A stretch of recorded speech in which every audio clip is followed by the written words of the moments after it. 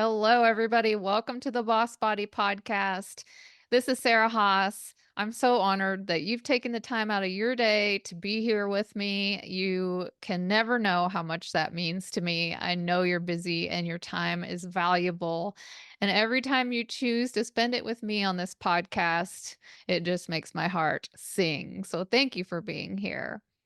I have an amazing guest on today. She is a friend and a colleague. Her name's Jennifer Kenney-Smith, and Jennifer is a life coach. She's a yoga teacher, and she's an Ayurvedic practitioner. And let me tell you, she has a story and it's incredible. I'm going to have her share it with you here in just a second.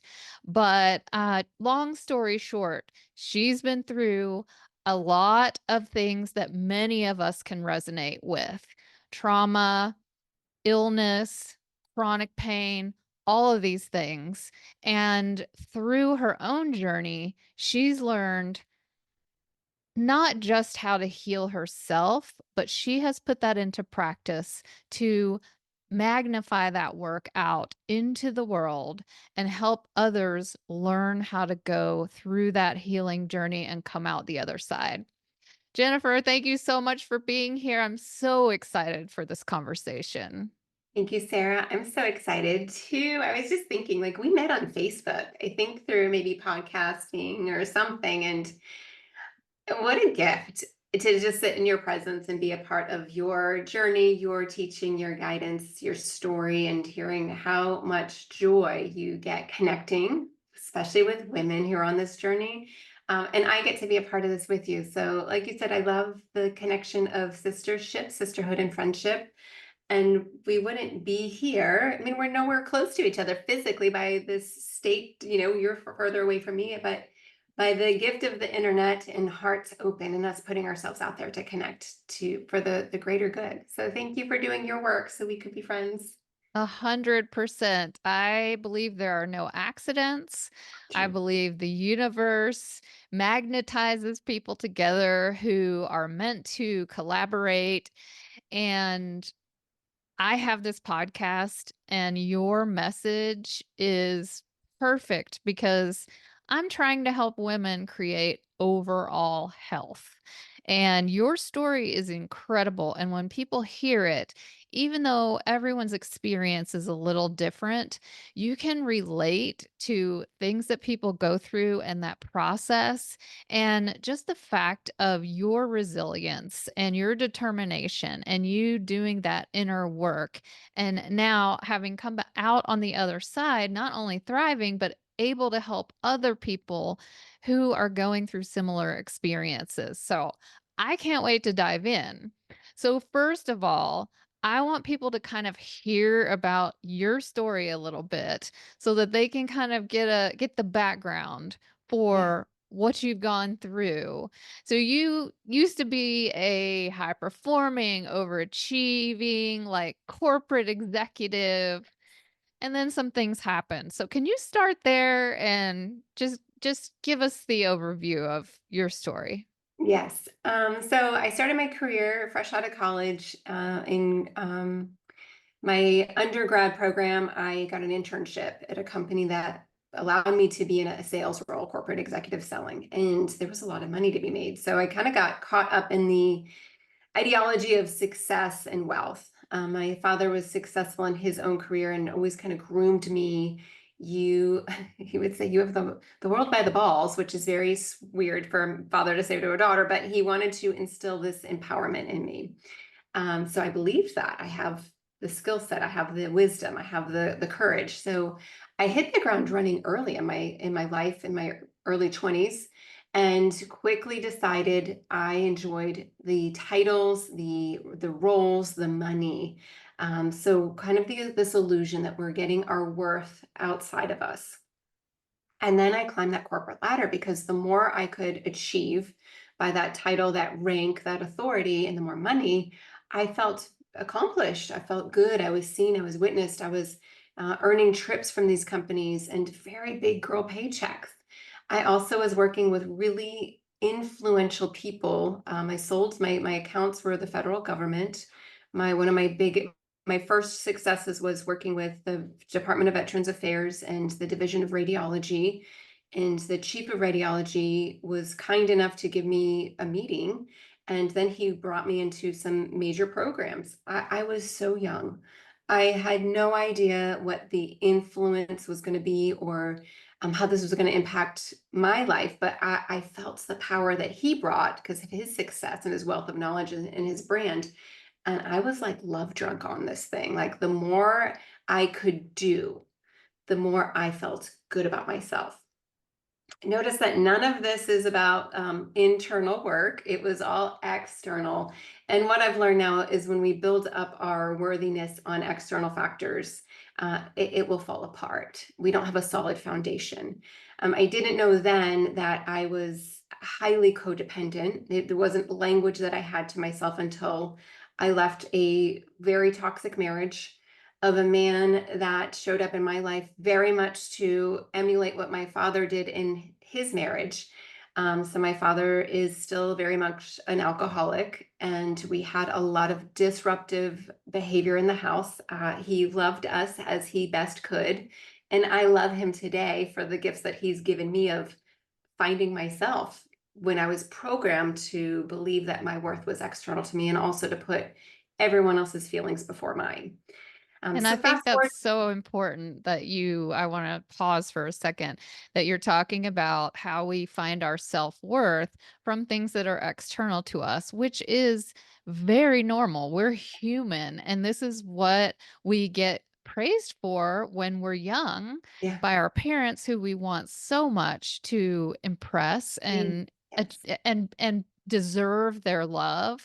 It's not always parents. I'm not trying to say everything's your parents' fault. It could be, anyone. It could be past relationships. It could be people, teachers, Yeah. anyone in authoritative position over us. And then we repeat these patterns throughout our lives without even realizing it. So we Yep. are still trying to feel worthy. We're still trying to make people like us and to be Yes. loved. And we do receive that Yeah. when we're climbing the corporate ladder, when we're making good money, when we are intelligent and make good grades and get a good degree. And for a lot of women, it's a physical issue, wanting to be attractive because you get positive feedback from that. So it can look a lot of different ways, but it's very much the same thing. Yeah. So you started realizing this at what point? Oh, it took a long time because it showed up in my work. It showed up in my relationships, dating and intimate relationships. It showed up with friends.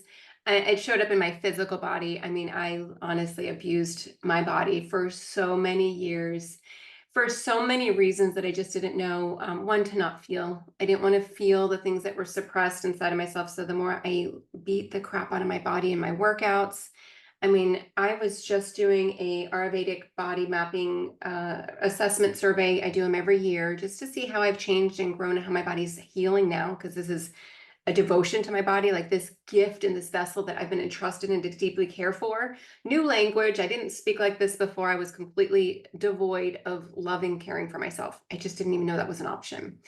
But as I'm doing this body mapping, I am so sad for the way that I thought life had to be and the way that I sabotaged, I betrayed, I abandoned, I abused myself, all because I was hurting so much inside and didn't take the time to sit in that pain.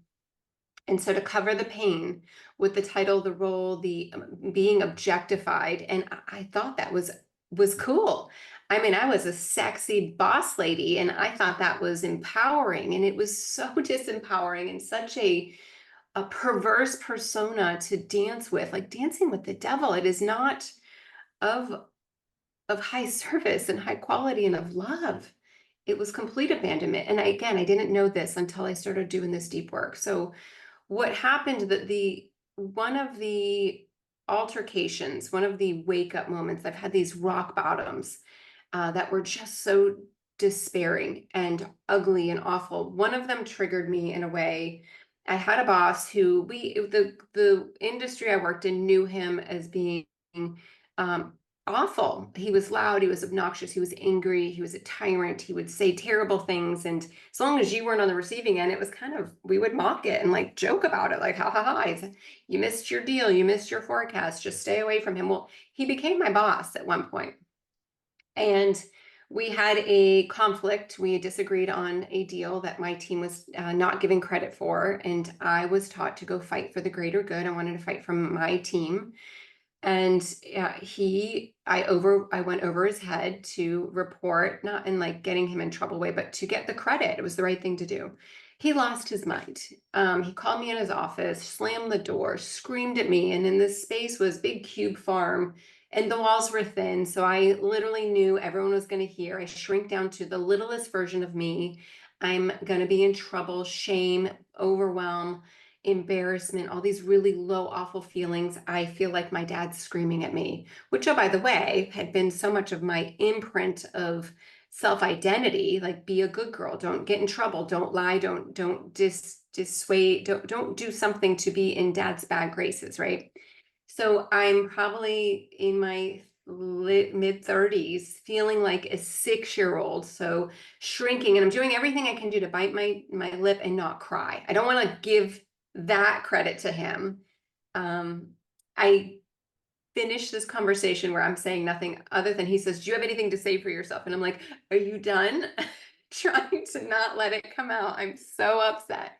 And he says, "Yes." And the threat of the conversation was he was going to fire me. This was not a fireable offense, but I'm caught up in the fear trap loop. I'm not good enough. I'm not worthy. He was saying awful things like how stupid I was, how just to disempower me. And I don't know at the time that this is old trauma from my dad being lived out in real time, also from my ex-husband, stuff I had not worked on. I just didn't know. And Yeah, here's the thing, there's all these parallels. It all, looks like it's all packaged up in a different little package. So you have your dad, and then you have ex-husband, and you have a boss, and they're all really, it's the universe giving you more practice yes, to work through whatever you went through as a kid. It's yep, another opportunity yeah, to an aha, like, yeah, oh, this is the same thing, yes. It looks just in a different. It's different yes. disguise. So it's And so amazing because a lot of us, I've gone through similar things, extremely similar, and it takes a while to identify that that's what's going on. yeah, If awareness is the first step yeah, before you can start doing the work. yeah. So I'd I'm say, so happy that you're sharing this because I know a lot of people are hearing it and going, "Oh my yeah, goodness, my ex-husband looked just like my dad deep at its core, yeah, but nothing like that on the surface." And yes, then maybe bosses, maybe yeah, friends, whoever else, they'll keep showing up in your life until you do the work. yes, And for you, you will, your body will start telling you yeah, this isn't working for me. You and I were talking at right before we started recording because I recently broke my wrist. And my listeners know I also had breast cancer back in 2019. And with both things, the message immediately came through. Okay, universe is telling you you've got to slow down because I'm a type A, I'm a perfectionist. I'm have high aspirations. I want so much. I want to give so much, but I'm also human and I have to take time to slow down and pay attention to me. And so many women have that struggle, and as soon as I broke my wrist, right when I fell, and I hit the ground, it felt like the ground came up and whacked me hard yeah, and said, "Girl, I'm going to force you to slow down." yep. So, what were your physical symptoms? How did you start So, becoming aware that this was what was going on? yeah. Oh, so the beauty is the body will tell you, and the signs will show up. So one thing I want to say about looking at through the lens of seeing the patterns, because we've been conditioned to not see them, because that would mean something. We would feel like that something's wrong with us. We would start to say, "I'm broken. I'm hurt. Something is." not good with me. I'm not good enough. So we don't see it through that lens. But what I'll encourage the listeners is look at it through the similarities rather than the differences. There's going to be more similarities that you'll quickly awaken to.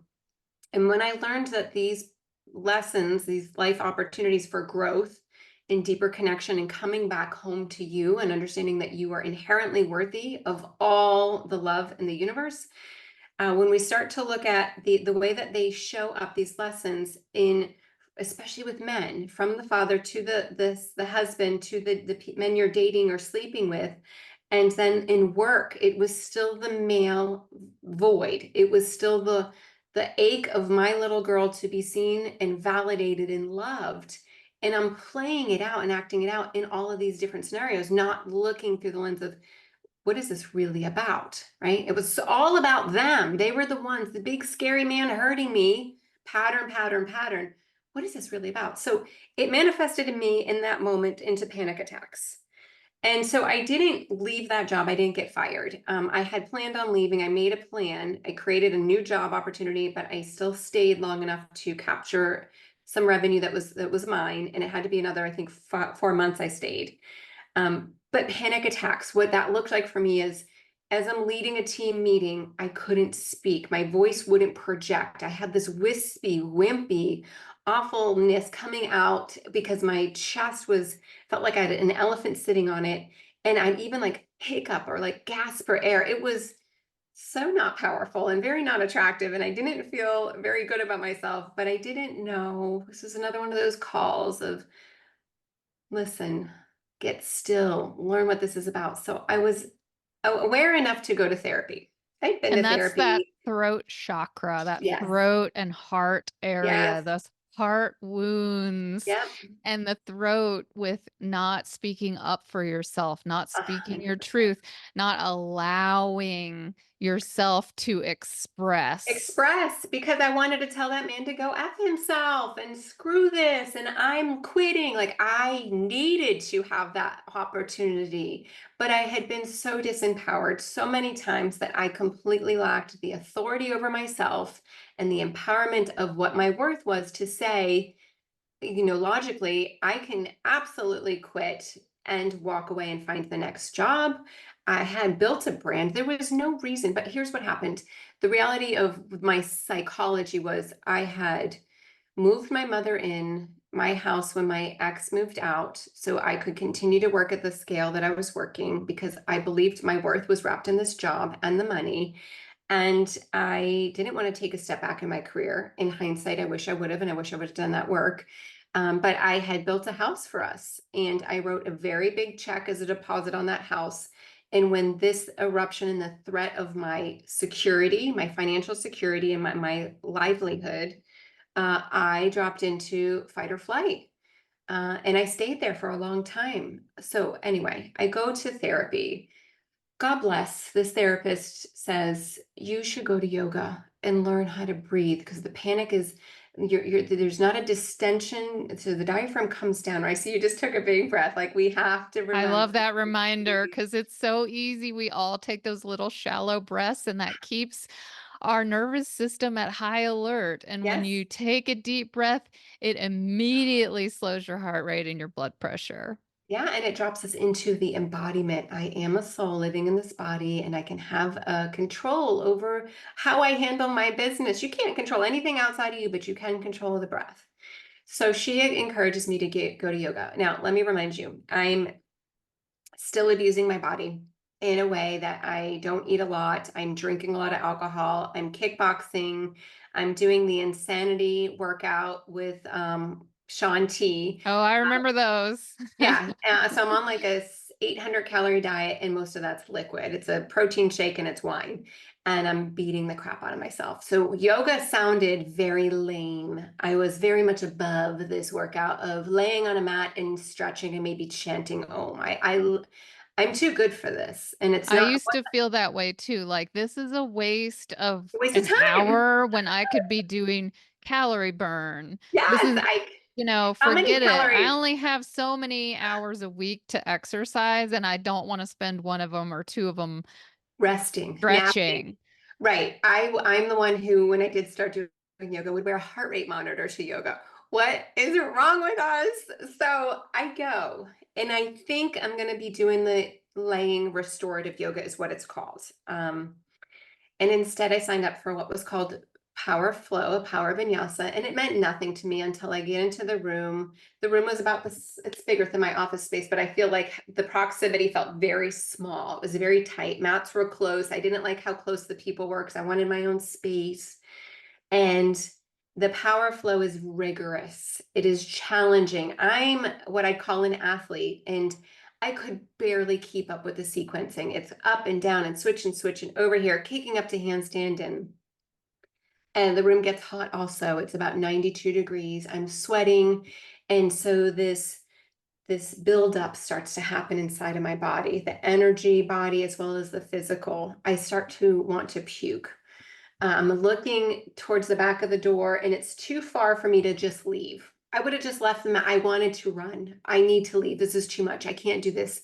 And physically, I can do this, but I can't do this. It was too much. It's starting to build up. And what I now know is in these moments, we kept it all together. We tried so hard to be the good girl, the smart woman, the beautiful woman, the successful, fill in the blank. We keep it together. It's all such total bullshit because we're doing it for somebody else to see us, and never ever wondering, who am I and what do I need and how can I fill my needs and how can I care deeply for myself and how can I love myself. It's all Disney has told us. He is coming on the white horse and we will be saved and we will be rescued. And no. I'm on the mat. No one's coming. He doesn't tell me, oh, sweetheart, you're so good and so beautiful. You should take a break, drop your knees, take a breath. And instead, he keeps pushing us forward, forward, forward. We get to the edge and I just start crying.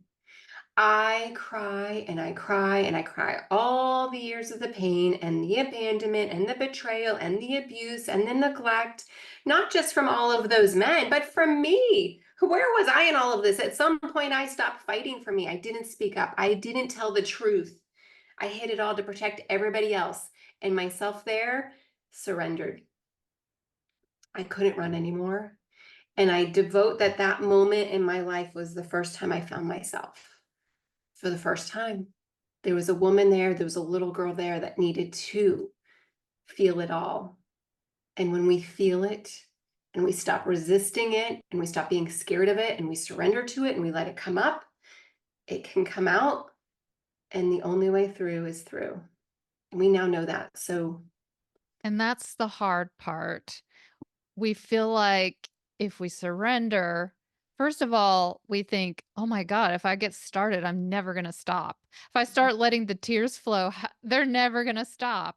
And also, we're taught have a positive attitude. Don't be negative. Don't go down the rabbit hole. And we want to avoid feelings that aren't comfortable. yeah. And so we do other things. We Mhm. exercise, we work, we shop, we drink wine, we watch TV, and all of that is just pushing it down. Yep. We eat. It's a Yes. huge one. Putting Yeah. food in your mouth to Yep. feel good, Yeah. to push down those emotions. And Yeah. then that's really what your work is. Am I right? Yes. It's learning how to let the trauma Mhm. flow Yeah. and stop suppressing it Yeah. so that you can start working through it and then become your authentic self Yeah. and start honoring who you are and who you want to be and the Yeah. gifts that you want to share with the world, not Yeah. what everyone else has told you Yeah. should do. Yeah. And you practice that through yoga and Ayurveda, Yeah. correct? Yes. And life coaching. Yes. Yeah. So that was a huge wake up call for me. I decided to go to yoga every day. I literally fell in love with this opportunity to express and explore and expand. And I went every day for from 60-minute classes to 75 to 90, the longer, the more time. And I didn't know this was now the new version of self care for me. I just knew I felt really good when I was done and I felt stronger. And I kind of got this really authentic, badass sense of self, not this external false identity of power.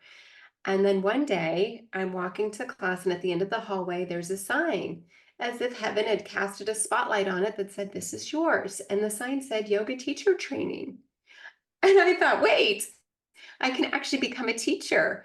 And in that moment, I signed up. I didn't care what the investment was or what the what I would need to do from a time investment as well as financial.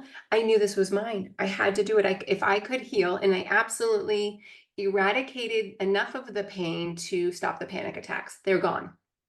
Anxiety's gone. Depression. I'm no longer spinning in this dark hole of despair and woe me. And I remember having the ugly cries, crying my purging out pain and praying for God to send me the man that I deserve. Like none of it. I didn't need another man. I needed to work on me. So the work is brutal and beautiful and amazing and awful and then yet amazing. And I love when you just mentioned the cry. Um, when the cry comes out, if we let it happen long enough, the soul cries. The soul can grieve and weep for all the ways that the soul has come here for this love and connection and growth and expansion. In the physical realm of us, we get scared. Well, how are we going to do that? That sounds scary. That feels awful. And we mistrust and we betray. We betray the journey of the soul. And there's the empowerment to reclaim that authority. I am worthy of living in the pain and letting it move through me. So yoga became that somatic movement and healing, stillness, time in nature, music, sound healing, all these beautiful modalities to let me be and start to wonder and get curious. Well, but who am I? If I'm not these things I've needed to be to protect myself and feel safe, who do I want to be? And that led to, I want to teach, I want to heal myself from the inside out. That introduced the new modalities, Ayurveda. I started studying that because even though I'm doing yoga and having a spiritual experience through the physical practice, the asanas of yoga, I was still inflamed. I still had, I was functioning with high cortisol, chronic stress fatigue, low thyroid during the pandemic. I'm working way too much. I have the company I was working with was going public. I don't recommend that for anybody to try to go through. It is incredibly challenging and intense. I fired more people than I hired. I was asked to do things that I didn't think were morally aligned to my values, and so I pushed back a lot. And then I became a disruptor, which a lot of companies don't really care for that type of persona, especially from women. That's also code for bitch. You know, I wasn't. I was taking care of what I believed was right for me and my family. So during this time of the whole world shut down, I started studying more.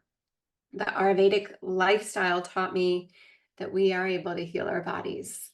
And the word ama translates in Sanskrit to inflammation, and the inflammation draws from too much food. We eat way too much. We eat so much more than we need to in a day, in a week, and undigested emotions. So undigested food and undigested emotions. Ladies, hear me. The food is one part, but if we're not digesting, processing, moving through the things that were suppressed that we didn't think was a big deal, that we pushed back, where did you push it? It's not like a mystical space and realm it went to. It lives inside of your body. The inflammation is the number one cause of disease. We talk about autoimmune disease. We talk about the cancer. It's relevant, it's prevalent, it's in literally every column on. It's either someone I'm coaching or someone they know that's very close to them that has an intense extreme diagnosis. And if we pull back the lens and we look through, what could this have been prevented? If 5 to 10% of cancer is genetic, what the heck are we doing? So self-reflection, employing authority over ourselves to have better care, better patterns, better habits, where we're no longer numbing, we're no longer hiding, where we get to say, I've got this opportunity to be in my body and to take impeccable care because I love myself. So this journey of healing and self-discovery and healing that abandonment from whoever abandoned you. And then when you did for yourself, when you stopped caring for yourself, when you decided that it wasn't worth it or it was too hard, it's not. We can do the hard work when we have a team, when we find the coach, the mentor, the guide. It comes in all different shapes and forms, but it's not on Netflix and it's not at the local winery. It's certainly not there. It's not on Amazon. It's sitting and calling in, and the prayer, God, send me the people. And you'll know it because you'll see them pop up on either an email message or on a podcast, and you'll go, "Oh, was this message for me?" Yes, girl, yes, that is for you. Calling in your divine intuition, bringing in the guides and teachers. So from there, I was so excited. I lost a lot of weight. I started honoring my body as a vessel, as a temple, as a experience, and decided I want to teach as the women were showing up asking for guidance and help. And I also do transformational retreats. So all of that together, these containers to meet my students wherever they're at, whether it's a yoga practice, whether it's coaching, whether it's a mastermind. I take them on a 6-month journey to heal from the inside out. I call it ending your midlife crisis to jumpstart your midlife awakening, and be together and celebrate this opportunity for deep healing, deep discovering, and deep awareness. Yeah, and I love that you pointed out the connection between unhealed emotions and inflammation, and then how inflammation leads to disease. Yeah, And so, if there are women out there listening who are experiencing disease or anxiety, depression, chronic pain, sometimes you have to reverse engineer and treat that as a symptom and try to get to the root cause. So, this is your awakening, and this is based in science. yeah, When we are stressed, it changes our hormones, it releases cortisol, yeah, which increases your heart rate, which makes your blood sugar higher. It has all of it causes a cascade of physical reactions, and when you live in that state, eventually it will break something down in your body. yeah, And so if you are having symptoms, then it's time to look for root causes, because in Western medicine, when we go to the doctor, we're going to get a pill, we're going to have a surgery, we're going to get some kind of treatment, and that's a good thing. I had chemotherapy and radiation and surgery, which got rid of the cancer, but I have to do my inner work then to heal my body overall so that new things don't keep popping up. yeah, And I want to say one thing that I feel like is really important is no matter where you are on this journey, whether you're listening to what we're saying and thinking, oh my God, I haven't ever even realized this. I have done no work on this. Or if you're experiencing disease or chronic pain and now you're thinking, oh, so you're saying this is my fault? So guilt, shame, release that. yeah, That is not what we're saying. yeah, You yeah, are where you are. When you know better, you do better. yeah, Everyone is on their journey, and you're in the exact place that you're meant to be in at this time. And you and I are here to present a new way of looking at things. And hopefully, this will change your pattern, yeah, change your trajectory. yeah, And one more thing that I wanted to touch on is I love the little things that we can do, the little things that you mentioned. So, start a yoga practice, yeah, breathe, just yeah, stop and breathe, yes, go outside, rest. yeah, There's so many little things that we can start doing that will bring us into our bodies, reconnect with ourselves, slow down our nervous system, and help us become mindful so that we can create that awareness. So I absolutely love everything that you have shared today. And I want to thank you so much, because this is just extremely valuable. It's important for me to hear it over and over again because we need that yeah, repetition. yeah, Even if we know it, we yeah, slip back into those old habits. But yeah, I'm so excited for the women that are going to hear this, who need to hear it and are going to be able to start taking action. And I want to mention that Jennifer has a free gift for anyone who's listening who is interested. It's a daily habit checklist. And you can get that on her website at jksyoga.com. And you can also find Jennifer on LinkedIn, on Instagram, on Facebook, mostly under JKS Yoga. And I'm going to put all the links in the show notes so that if you want to learn more about Jennifer and her work, you can find her and read all about. She has so much more wisdom to share. We could spend hours Yeah. talking, and I wish we had that much time. But Jennifer, I want to thank you. I want to thank you for being on today and for sharing your amazing message. Thank you. I'm so honored to be here. Thank you for allowing me to be in your space and to share with your clients and your community. And we'll do it again. Let's do more of these. Absolutely. Absolutely. Thank you all again so much for listening. I appreciate your time. And until next time, I'll see you then.